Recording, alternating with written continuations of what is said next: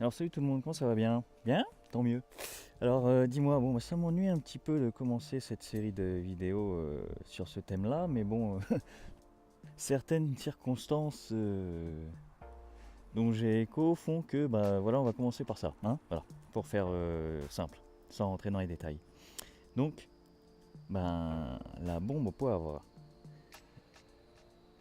donc outil de défense par excellence s'il en est, légal à l'achat, au port, à la détention et au transport aussi, à condition de ne pas être supérieur à ce format-là, hein, parce qu'il en existe des grosses bonbonnes, donc totalement interdites. Mais ça, je revérifierai, ce que je n'ai pas fait, mais normalement ce format-là, il est autorisé. Alors, pardon, excuse-moi. Donc, alors la bombe au poivre. Pourquoi est-ce que je dis pas bombe lacrymo? Parce que c'est pas une bombe lacrymo, c'est une bombe au poivre. Pourquoi? Parce que ça envoie du liquide. Il y a un jet. Hein, d'ailleurs, regarde, est-ce qu'on voit? Voilà, ça envoie un jet et non pas du gaz.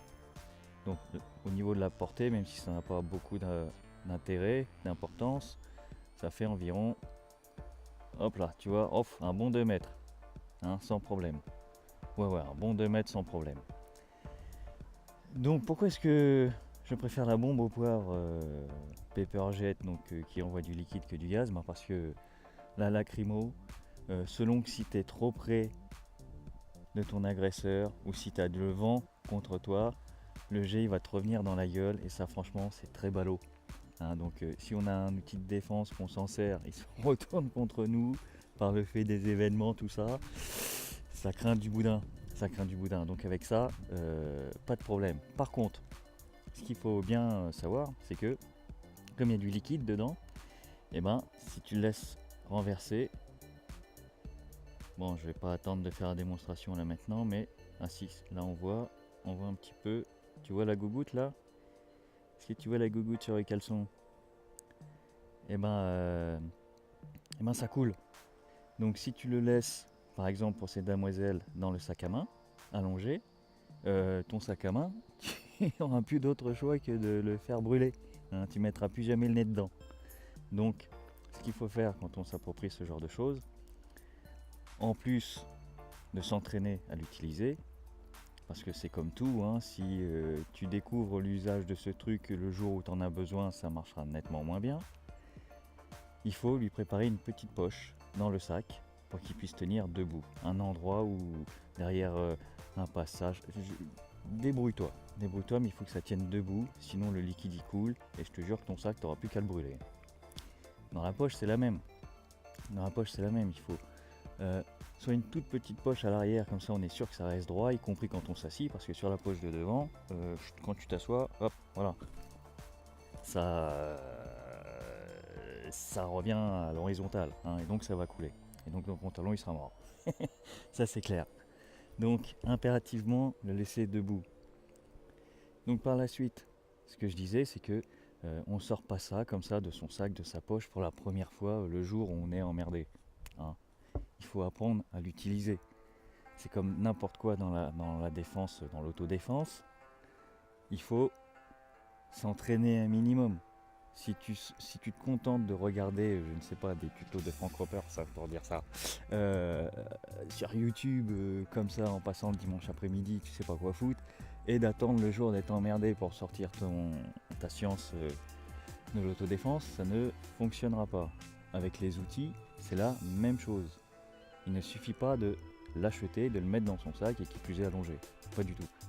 Il faut apprendre à s'en servir. Et quand je dis apprendre à s'en servir, c'est pas mettre des cibles, quoique, ce serait pas un mal. Mais vu la précision du truc, il ne s'agit pas d'apprendre à viser une cible, bien entendu. Enfin, bien entendu.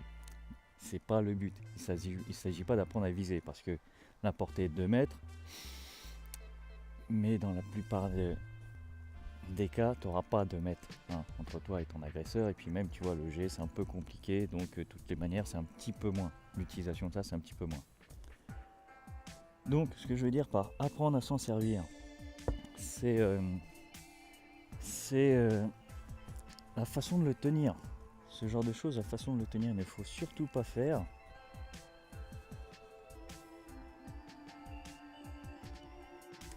Donc comme je te disais, tendre le bras comme ça, pourquoi? Parce que si la personne dont tu veux te défendre, il voit que tu as ça, il va essayer de le saisir, ta main forcément.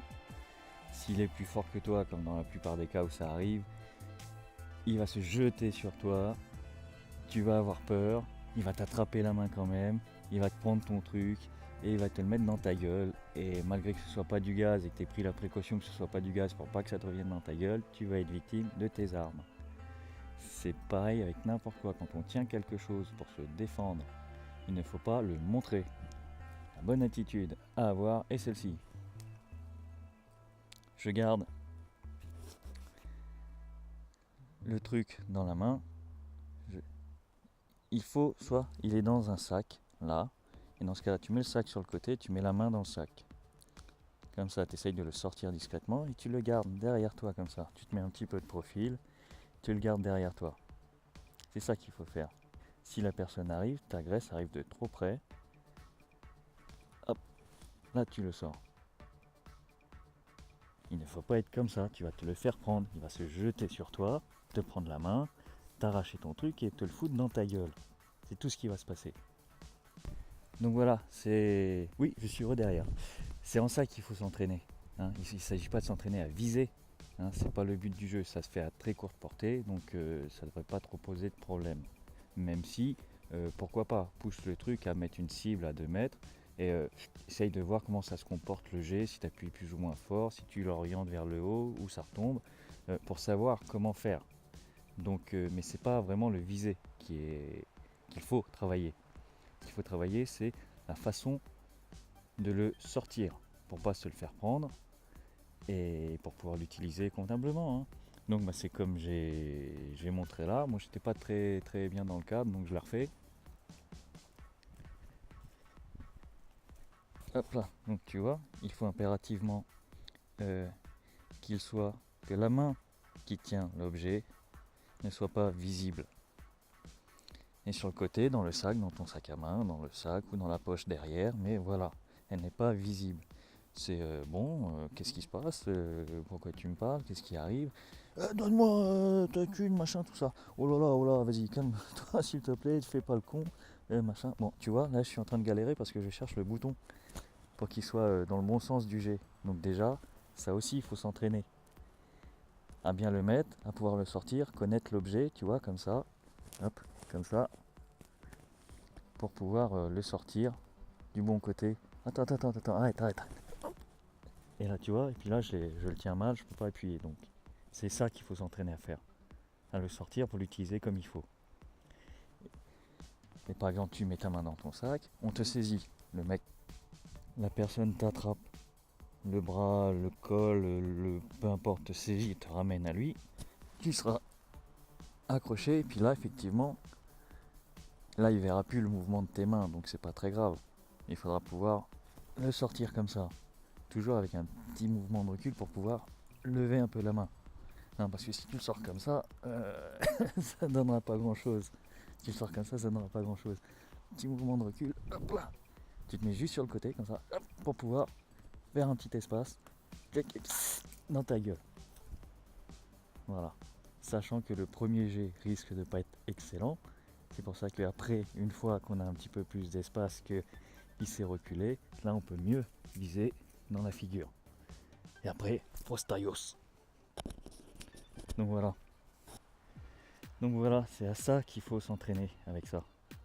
À le porter, à avoir la petite poche dans le sac pour pouvoir le mettre dedans, un petit endroit dans la poche, la petite lanière qui tient le truc droit, peu importe, il faut que ça reste droit.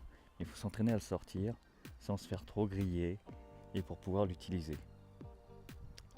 Ok ? Tu fais ça, si tu achètes ça, tu le mets dans ton sac, tu attends que ça se passe, ça te servira moyen. Voire pas du tout. Voire ça risque de servir contre toi. Si tu l'achètes, tu prends les précautions que je t'ai dit, de faire ce qu'il faut pour que ça tienne droit dans ton sac à main, dans ta poche, peu importe. Tu peux même coudre une petite poche exprès sur tes pantalons pour mettre ça dedans. Voilà. Après, il faut que tu t'entraînes à le sortir. Et puis avec la main, pouvoir sentir où est le bouton. hein, parce que ça, si tu le sors comme ça à l'envers, hop, comme ça à l'envers et que hop, tu pourras pas appuyer, ça servira à rien. Faudra t'entraîner, t'exercer à le retourner, à le mettre dans le bon sens pour pouvoir l'utiliser. Donc voilà, si tu fais pas tout ça préalablement, ton truc il te servira à rien. Tu seras rassuré sur le coup, tu l'auras acheté, ouais ça va, j'ai une bombe, pas tout ça, mais elle te servira pas. Pire, elle pourra servir contre toi. Donc ben voilà, je vais pas commencer les séries vidéo sur la sécurité, sur l'auto-sécurité. J'ose pas dire la self-défense, mais bon, on va dire l'auto-sécurité pour le moment. Par ça, mais bon, le fait est que voilà, les événements font que je commence par ça. Donc ben voilà. Donc bah écoute, désolé pour le cadrage un petit peu pourri, j'ai pas trop de repères, hein, donc j'ai fait un petit peu comme j'ai pu. Donc voilà, le conseil surtout, c'est préfère le jet plutôt que le gaz, ça reviendra pas dans ta gueule, mais surtout entraîne-toi à le sortir. Hein. Fais des aménagements qu'il faut pour pouvoir le transporter sans que ça te coule dessus, et entraîne-toi à le sortir, hein, à sentir le bouton, où est-ce qu'il est, à prendre la dextérité des doigts pour pouvoir le remettre dans le bon sens. Et puis à avoir l'air de rien aussi quand tu fais tout ça, parce que si t'es concentré de fou sur ton truc, et l'autre il va dire qu'est-ce qu'il faut avec sa main cachée là, on dirait qu'il prépare un mauvais coup. Direct il va te bloquer le bras, mais s'il voit pas la main il va te bloquer le bras. Qu'est-ce que c'est que ça? Sors ta main de ton sac.